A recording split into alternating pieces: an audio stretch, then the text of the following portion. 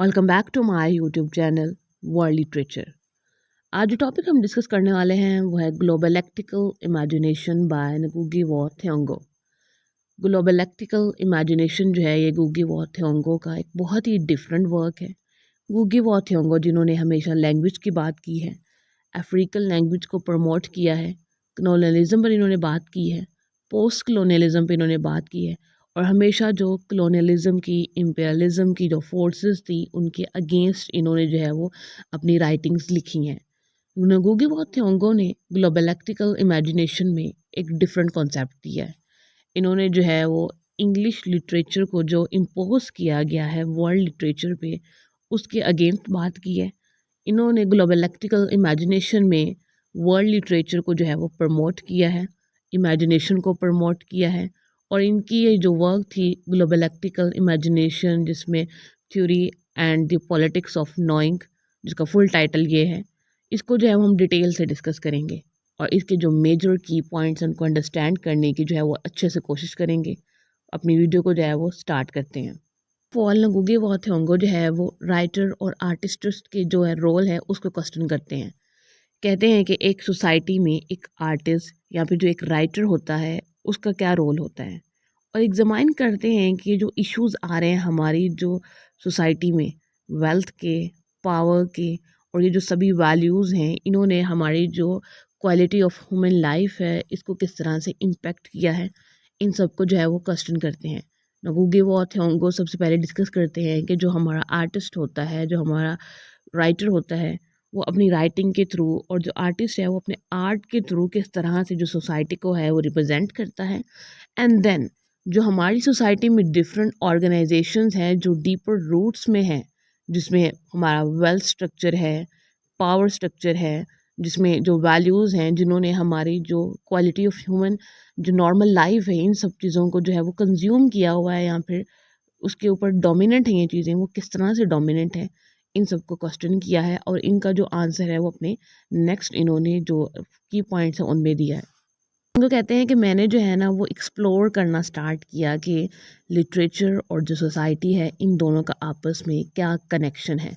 Literature जो है वो किस तरह से सोसाइटी को रिप्रेजेंट करता है, एंड जो सोसाइटी है वो किस तरह से जो है वो लिटरेचर के लिए आइडियाज़ देती है। क्योंकि राइटर जो लिखता है वो अपनी या तो रियलिटी बेस्ड वो काम लिख रहा होता है, तो जब रियलिटी बेस्ड लिटरेचर लिखता है तो मीन्स के उसके सराउंडिंग्स में राइटर की जितने भी सोसाइटी में उस टाइम पे इश्यूज चल रहे होते हैं, कॉन्फ्लिक्ट्स चल रहे होते हैं, पॉलिटिकल सिचुएशन चल रही होती हैं, उन सबको नोट करके, ऑब्जर्व करके जो राइटर है उसको पेपर पे जो है वो पेंट करता है।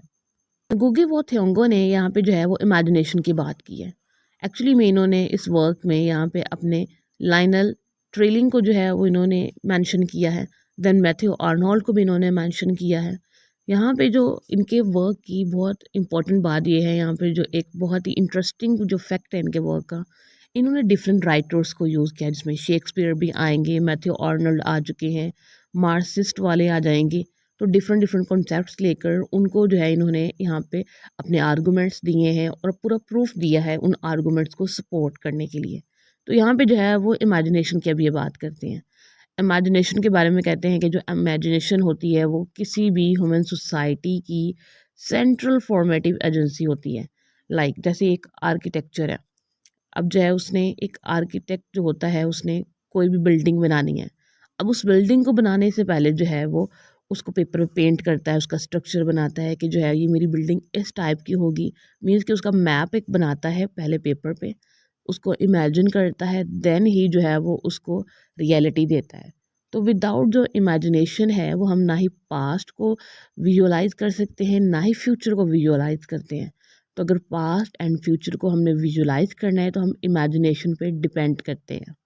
ये तो इमेजिनेशन का हमने रोल देख लिया आर्किटेक्चर में, या फिर हमने पास्ट एंड फ्यूचर को देखना है तो इमेजिनेशन का रोल क्या है।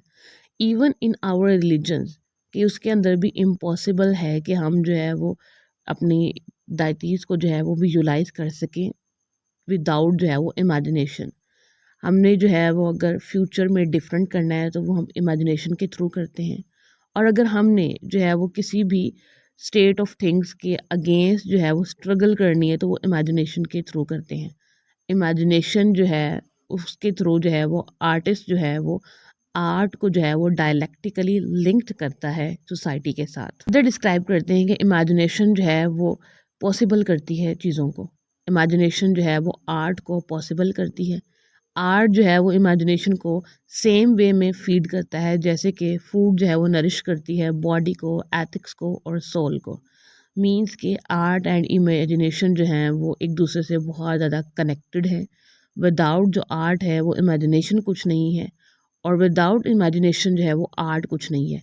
ये दोनों ही एक दूसरे को नरिश करते हैं, और दोनों ही की ग्रोथ के लिए जो है इन दोनों का एक दूसरे के साथ कनेक्ट रहना बहुत ज़्यादा इम्पोर्टेंट है। जैसे राइटर है, सिंगर है, स्कल्प्टर है, और ये जो सभी आर्टिस्ट होते हैं ये क्या करते हैं, ये इनके अंदर या फिर जो अपनी क्रिएटिविटी दिखाते हैं, ये अपनी पावर ऑफ इमेजिनेशन दिखाते हैं। ये हमें दिखाते हैं कि जो इम्पॉसिबल चीज़ें हैं उनको जो है वो इमेजिनेशन के थ्रू पॉसिबल किया जा सकता है। अब इन्होंने इमेजिनेशन में टाइम एंड स्पेस की बात की है कि टाइम कितना इम्पोर्टेंट है इमेजिनेशन में।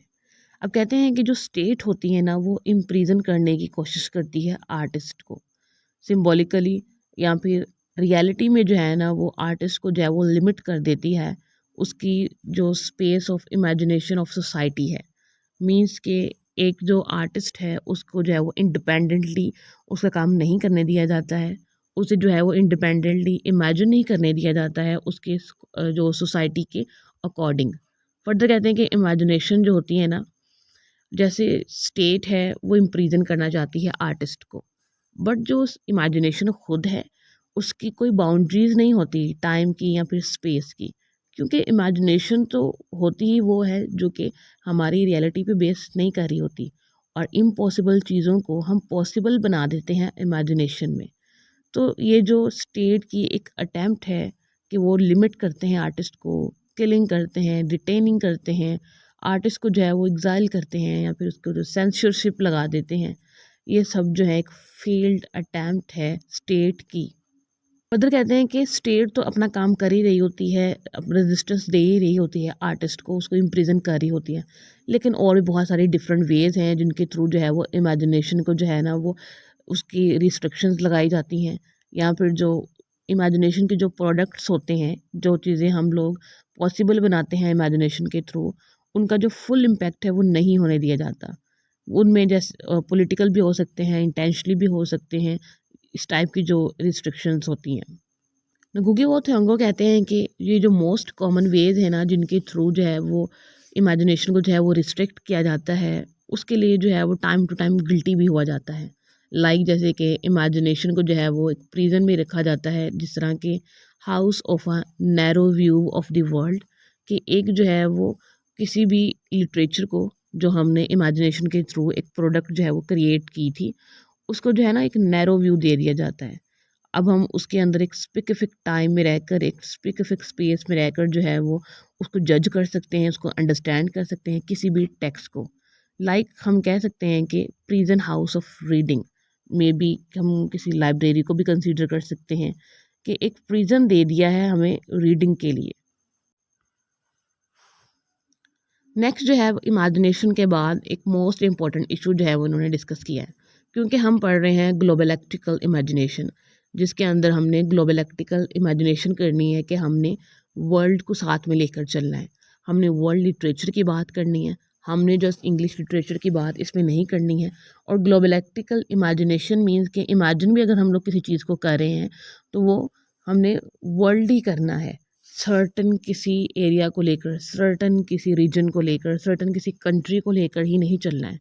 नगुगे वॉथयांगो कहते हैं कि जो इम्पीरियल स्टेट होती है, जिसने कॉलोनाइज्ड किया होता है, जिसने इम्पीरियलिज्म को जो है वो स्टार्ट किया होता है किसी भी कंट्री में, वो हमेशा अपना जो नेशनल लिटरेचर होता है उसको सेंटर में रखता है, और उस लिटरेचर को जो है वो सिर्फ यूनिवर्स माना जाता है। जैसे कि हम इंग्लिश लिटरेचर की यहाँ पे एग्जांपल ले लेते हैं कि जो वेस्ट वाले हैं, यहाँ पे जो इंग्लिश हैं, यहाँ पे वाइट मैन है, वो अपना लिटरेचर जो है वो उसको डोमिनेंट रखते हैं, उसको सेंटर कंसीडर करते हैं, उसको जो है वो लिटरेरी यूनिवर्स कंसीडर करते हैं। फर्दर कहते हैं कि मेरा एक रीसेंट मेमोयर था जिसमें the house of the interpreter, उसके अंदर इन्होंने बताया कि जिस तरह से शेक्सपियर को जो स्पेस दी गई है यहाँ पे जो शेक्सपियर को जो प्लेस दी गई है वो एक सेंट्रल प्लेस है कॉलोनियल एजुकेशन में। उसके अंदर जो राइटर हैं उसको जो है वो बिलव्ड रखते हैं कॉलोनियल ऑर्डर में शेक्सपियर को। और इनके अगर अगेंस्ट हम कॉन्ट्रेरी बात करें तो अगर मार्क्सिस्ट वाले पढ़ते हैं तो उनको हैंग कर दिया जाता है, लेकिन शेक्सपियर को जो पढ़ते हैं उनको सपोर्ट किया जाता है। फर्दर कहते हैं कि जो क्लास स्ट्रगल है, जो पावर की नोशन है कि इसको किस तरह से मेंटेन किया जाता है वायलेंस के थ्रू, स्वर्ड के थ्रू। ये जो आज अगर हम प्रेजेंट टाइम की बात करें, जो वॉर्स होती हैं टैंक्स के थ्रू, ड्रोन्स के थ्रू, इन सब चीज़ों को ऑलरेडी जो है ना वो ड्रामाटाइज कर चुके हैं शेक्सपियर, मार्स वाले। इन्होंने अपनी जो और एंजल्स, इन्होंने अपनी थ्योरी जो डिस्कस की हैं उन सब में इन्होंने ये वायलेंस, स्वर्ड का यूज़, पावर स्ट्रक्चर, इन चीज़ों को ऑलरेडी, और जो क्लास स्ट्रगल है हमारी सोसाइटी के अंदर, इन सब चीज़ों को ऑलरेडी जो है वो डिस्कस कर चुके हैं। जैसे कि मार्क्सिस्ट वाले हैं, उन्होंने क्लास स्ट्रगल की बात की है कि किस तरह से एक कैपिटलिस्टिक सिस्टम होता है, रिच और पुअर का जो आपस में कनेक्शन है, एक दूसरे को किस तरह से एक्सप्लॉइट किया जाता है, उन चीज़ों को ये ऑलरेडी जो है ना वो डिस्कस कर चुके हैं।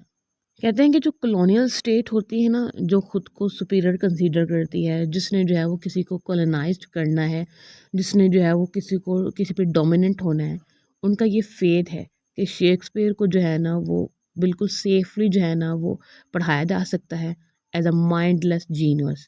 कि शेक्सपियर को इतना ज़्यादा जो है ना वो प्रेज़ किया जाता है, या फिर वो शेक्सपियर पे इतना ज़्यादा फेथ रखते हैं कॉलोनियल स्टेट वाले। नगुगी वो थ्योंगो कहते हैं कि डैट्स वाई जो है ना वो मैंने अपने बुक ग्लोबलैक्टिक्स में जो है ना यही बात की है कि ग्लोबलैक्टिकल रीडिंग होनी चाहिए टेक्स्ट की और लिटरेचर्स की। मींस कि हमने यहाँ पे जो है वो वर्ल्ड लिटरेचर को पढ़ना है।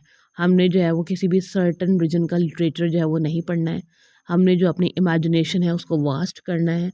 हमने जो अपने पॉइंट ऑफ व्यू है, हमने जो लिटरेचर को पढ़ के अपनी आइडियोलॉजी लेनी है, उसको जो है वो वास्ट करना है।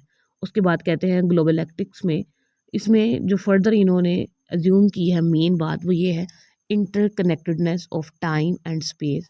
कि इसके अंदर जो है वो टाइम और स्पेस जो है वो एक दूसरे से कनेक्ट करते हैं in the area of human thought and action. कि ह्यूमन थॉट और एक्शन का जो एरिया होता है, जिस तरह एक सोसाइटी में ह्यूमन थॉट्स होती हैं, कुछ उनके एक्शंस हो रहे होते हैं, उसमें टाइम एंड जो स्पेस है ये दोनों एक दूसरे से इंटरकनेक्ट करते हैं। अपने प्रीवियस आर्गूमेंट को सपोर्ट करने के लिए विलियम ब्लेक को यूज़ किया है कि टाइम एंड स्पेस जो है वो इंटरकनेक्ट होते हैं। कहते हैं कि किस तरह से जो विलियम ब्लेक ने है वो वर्ल्ड को ग्रेन ऑफ सैंड कहा है, और जो इटर्निटी है इन एन आवर कहा है।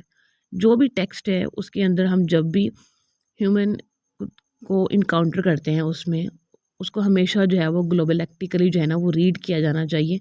मींस के उसके अंदर टाइम एंड स्पेस की जो इंटरकनेक्टेडनेस है, इनका जो आपस में रिलेशनशिप है, उसको जो है वो रीड किया जाना चाहिए। फिर हमारा पार्ट 1 इसका ग्लोबलैक्टिकल इमेजिनेशन का। हमने ग्लोबलैक्टिकल इमेजिनेशन, ये जो इनका वर्क है काफ़ी डिफरेंट वर्क है इनके बाकी वर्क से, क्योंकि इसके अंदर जो है वो इन्होंने अपने डिफरेंट कॉन्सेप्ट्स रखे हैं। डिफरेंट राइटर्स को एज एग्जांपल इन्होंने यूज़ किया है, और डिफरेंट राइटर्स के पॉइंट ऑफ व्यू को लेकर चले हैं। इन्होंने शेक्सपियर को यूज़ किया है, मैथ्यू आर्नल्ड को यूज़ किया है, लाइनल ट्रिलिंग को यूज़ किया है। इन सब को यूज़ करके इन्होंने अपने आर्गूमेंट्स दिए हैं नुगुगी वा थ्योंगो ने। नुगुगी वा थ्योंगो जो है इन्होंने हमेशा जो है वो लैंग्वेज की बात की है। हमेशा इन्होंने कलोनलिज्म की बात की है कि किस तरह से कलोनियलिज्म के थ्रू जो है वो एक नेशन को है एक्सप्लॉइट किया जाता है। एक नेशन को एक्सप्लॉइट तो किया जाता है, उसके बाद जो उनका लिटरेचर होता है, नेशनल लिटरेचर, उसको जो है वो सेंटर बना दिया जाता है। इसका जो नेक्स्ट पार्ट है वो हम अपनी नेक्स्ट वीडियो में डिस्कस करेंगे। वीडियो को लाइक और शेयर और चैनल को ज़रूर सब्सक्राइब कीजिएगा। Thanks for watching my channel.